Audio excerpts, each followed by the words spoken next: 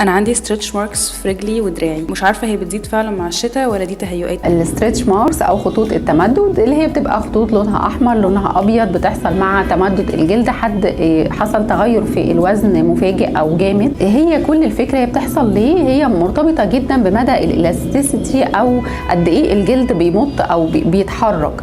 فهو لما بيبقى الجلد نفسه ما فيهوش الاستيسيتي كفايه او جاف قوي، والجفاف طبعا هيعمل كده، هيبتدي ان هو لما يجي يتمدد بدل ما هو يتمدد عادي بشكله طبيعي يبتدي ان هو يتشقق بقى وتظهر معايا خطوط التمدد دي.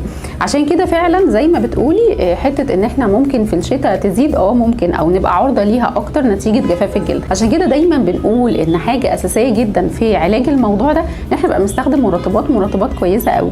معاها طبعا بندخل علاج حسب نوع خطوط التمدد دي. لو هي لونها احمر بنستخدم دايما كريمات فيها التوبيكال ريتينويدز، ممكن نعمل معاها سيشنز زي ديرما بين مع انواع معينه من الميزوثيرابي او الفراكشنال ليزر.